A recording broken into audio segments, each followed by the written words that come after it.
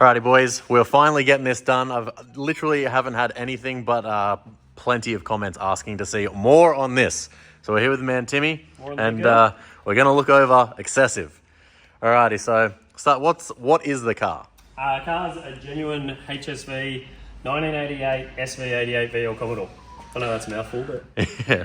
And so this is the factory colour. So explain the colour. Yeah, so everyone's been blown away by the colour, but the factory colour is Doorwood blue for everything up on top. All the plastics and bolt-ons are a dual blue.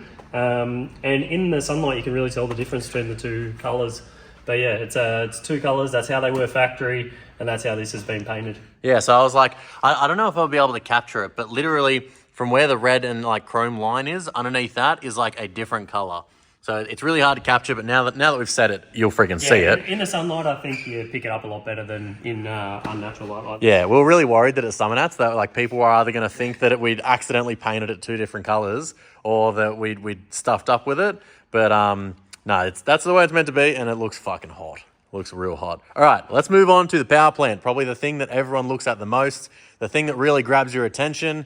I mean, let's start from the top and go to the bottom. So the top is the carbon hat that me and you both dreamed of for a long time, and we both ended up with the same JBR carbon hat. Best mates sharing injector hats. Yeah.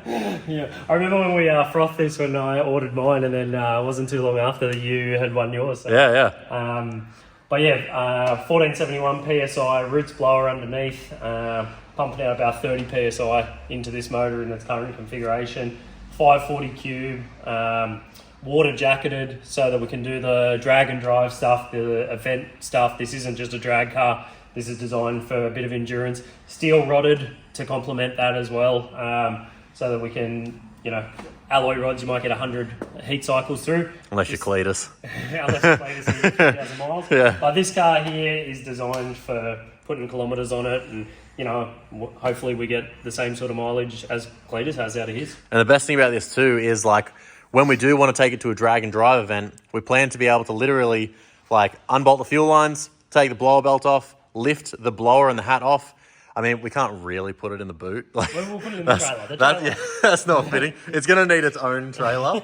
But then literally just put a manifold on it with carbies and boom, ready to go. We can drive to the next stage, bolt the blower and everything back onto the track, and make a good, healthy 2,100 horsepower. So let's get into that. A lot of times you see combos like this, they look like they'd make 10,000 horsepower. Maybe they make 1,200, 1,400. Like we threw some numbers out, like we thought that this could have made 2,500. How did we get to the number of 2,100 more or less? So look, at the end of the day, this isn't stretched. That was its very first dyno run. You don't have to run these engines in, but it was still its first dyno run. Steel rodded. We could probably push it up to that 2,600 horsepower, which you've seen a lot of these, even LS boosted cars now, the turbo cars making these huge numbers. 2,100 for this car is still stupid. It's still a V or Commodore at the end of the day. Yeah, and like we wanted to see it crack 2,000, literally for the fact of hitting 2,000, but 2,100 is fucking 2,100. Like, yeah, it's insane. And I think with the numbers that get floated around these days, you start to lose perspective of what that is. But we're hoping for a high 6, low 7 second pass out of this car. As long as the rest of the car can hold up to it. It probably is a bit of a porker with all the underbelly that we've put in the car now. But if that's the case, we'll end up alloy rodding it for once we get a bit of experience under our belt. Yeah, so there's plenty to do in this. And then also, this wants to be like Power Cruise party car. Yeah. I heard a good friend tag these cars as an event car. And this car is going to be for us to take to every event. We want to bring this around the country and show all of you. Summernats, Power Cruise, all your drag and drive events, and eventually, Mick, we would love to go overseas, and I'd love to do either Sick Week or Drag Week or something in the States in this car, and then stop in at Cletus and cars with it, and with the wagon as well. And just real proper party. Highlight what us Aussies can do to the Yanks. Yeah, 100%. Yeah. We've got the dry sump in it, mechanically injected fuel, Brodix heads, World Merlin 4 block. I think it was one of the first Merlin 4 blocks in the country a few years back. But it's got all the good stuff ready to go. And for any kind of perspective, More or less, the only thing that is similar between mine and Tim's engine is the injector hat. The rest of it is everything is probably not even double the size of what's in Clickbait, but probably quadruple the size. Like, my blower finishes probably like around here. He's almost got another one on the back of that. And then same with the head, same with the engine, same with the rods, same with the fuel pumps. Literally everything that's in Clickbait, just double it, triple it, quadruple it. And that's when you get into the big boy nasty shit. So my car, mate, like roughly you can get 3 or 4 laps at Sydney Power Cruise. We could just get 1 lap in at Summernats with proper traffic on a Friday. Like, what do you reckon the fuel consumption is going to be like in this? So we chucked a 180 litre tank in the back of it, and from what we've worked out, we should get about 4 laps of Sydney Power Cruise. So, you know, your 200 litre drum of methanol, we'll be chucking that in and we'll get 4 laps in. Yeah, one 200 litre drum of methanol, between the header tank and the cell in the back, you'll literally empty a 200 litre drum and you won't be full, which is crazy. We've got nearly 36 litres up here in this front tank, and it seems unbelievable, but it's tucked away in there nicely. Yeah, the fuel lines come down here and tuck under. And for the mechanical guys that know how a header tank needs to work, the lines do go under there, but then they are fabricated with snorkels that go all the way to the top of the tank. On the inside. Yeah, on the inside. So there's some. We didn't have lines coming out at different levels. It all looks tidy. It's all tucked in down underneath the rail there, which does look absolutely freaking incredible. All right, let's get onto one of the show-stopping parts. Let's get onto these freaking wheels. I think it's probably been one of the hottest topics on this car, besides maybe the huge hat. But the wheels we got from GT Wheels and Hinchy, I have you to thank for getting these here just before Summernats. We ordered these 5 weeks out because I had always had a set of Simmons. I bought the Simmons for this car to be built on 6 years ago, and as we all know, there's been a massive influx of early Commodores on Simmons, so I decided we didn't want to go with that. We wanted something that was going to be a bit more of a showstopper. When we realised the car was actually going to be unveiled at Summernats like we'd planned, you know, for a while there was touch and go with time frames and that. When we realised it was going to be, I just said to Mick, I didn't want to pull the curtains off a car that had been done multiple times. So we spitballed a few ideas around. I sent Mick some photos of ones that I liked. We actually pictured these cars. We saw these wheels similar on a big Stancy Boy 86. And like literally we messaged Martin. It was theoretically, as far as wheels go, not the 11th hour. It was like 11 o'clock, 11:59. Like we were at, like, normally wheels take minimum 8 to 12 weeks. And I messaged Martin from GT Wheels and I was like, man, we have a pretty spicy car in our hands. Can you make it happen? And we stayed up for nearly 24 hours, making sure that we had every measurement we could possibly have or need.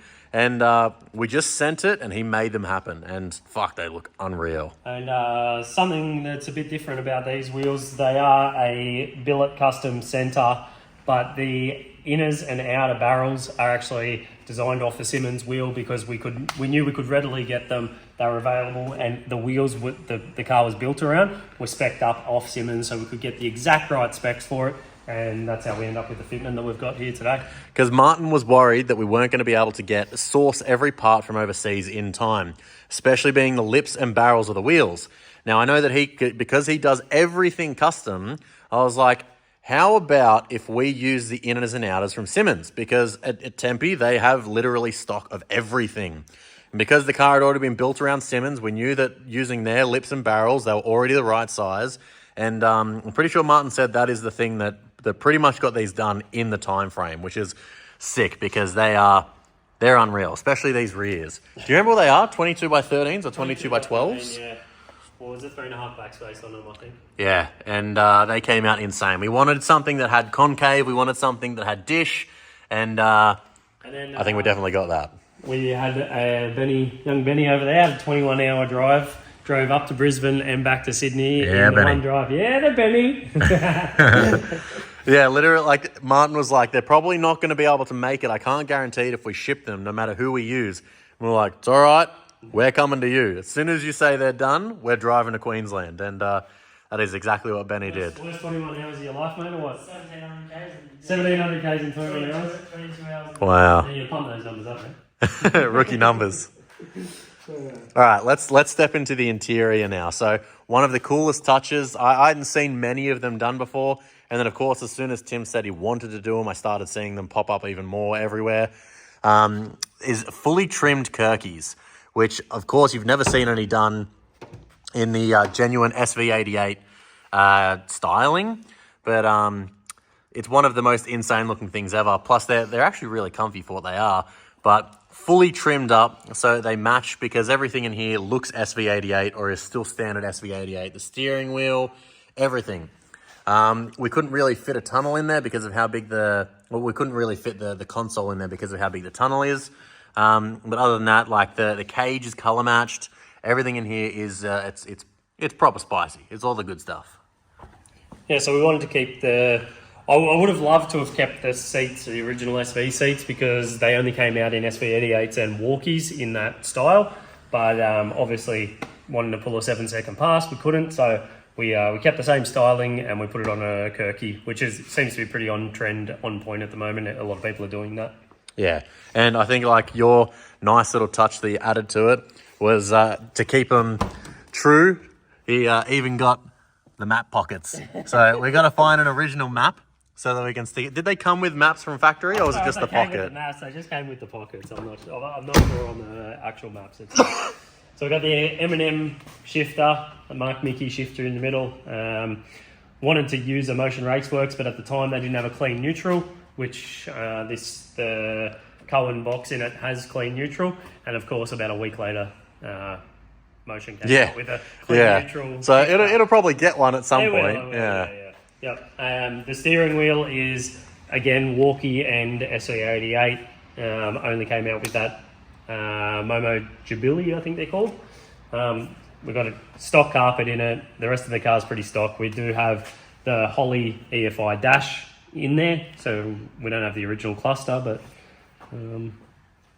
other than that, that's most of it.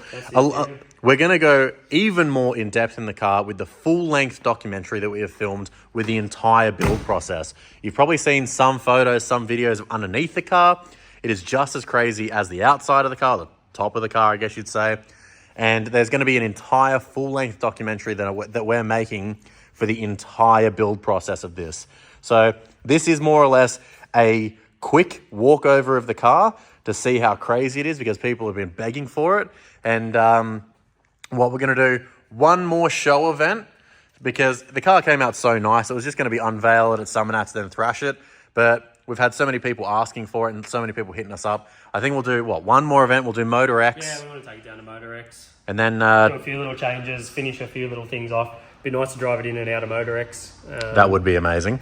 I mean, we're basically, once we start this car and we put a heat cycle through it, it's not going to be a show car anymore. It's going to blister paint. It's going to put massive amounts of heat through it. So we want to take one more show and then it'll be time to take the tyres off it. Yeah, and then because all inside the tubs, all inside the rails, everything is bliss in there. Perfect. So the second those tyres turn, everything's going to start turning to... That's when it becomes the ugly stepchild and you really start to put some paint on it. But like the headers, like this is a big block in a very tiny engine bay that is really nicely fitted. You'll see that on both sides, these rear two headers actually come through the wheel well and they snake all the way through there. It's pretty crazy. So this engine does run. It was on the engine dyno at APM. This is a running engine. But for show purposes, you're only going to really have one shot at it before we start having fun in it. So we've chosen not to have it running yet. We haven't fired it yet because then you're just going to be putting out fires everywhere trying to get it ready for the next show to look pretty. And then also, these tees, we still have a handful of these tees from Summernats. Only a couple left in some in different sizes. So jump onto the website and grab the last couple ones of those. There's a handful of them left. And then we also have posters that we're making from Summernats in a very limited number. So they'll be up on the website too. You could probably click around here or follow the link just here, picnicmedia.com. But yeah, this is pretty much going to be a one-take wonder. Don't really need to cut much out of this. And this is Timmy's very well-named VL Excessive. I still think that is probably one of the best plates I've ever seen on a car. Because, bro, beyond fits. Like, this car is extremely excessive and, like, SV. Like, oh, man, it is perfect. I mean, you've talked about this car since I've met you, and it is pretty bizarre to finally see it. It's funny how quickly they come together at the end, and you know, like the build process drew out for so long, and then for it to really come together as quickly as it did, and for all the hands on deck, and to what it is right here, right now. You know, I feel like when you're building these cars, you never really truly believe that they're going to be what they are in the end, and that's how it is for me now. And it's crazy that, like, I feel like every car that is going to be unveiled at Summernats, there is a million times where it's not going to make it. When you got to figure out if you're going to pull the plug or not, and man, we had a lot of them. How many conversations even about it? Like, oh, it's not, you know, daily it would change from it's not going to make it, it's going to make it, you know. And I really think Seb and the boys pulled off a bit of a miracle to get it there. The painters of Black Widow Restorations, you know, everyone really pulled together and they knew their job and made it happen. And like, yeah, just look at it. Insane. One of the coolest cars ever to come out of Australia. Like, it's not just a wild VL with a blower or whatnot that we thought it was going to be. Like, this car, I will happily say, is one of the toughest cars in Australia. You've done well, Timmy. Thanks, mate. You bitching and bugging, there's nothing that we got in common. I've been out grinding and hustling, investing this paper, got tired of eating that ramen. All of my music be heat, I ain't missing a beat. I've been blessed with impeccable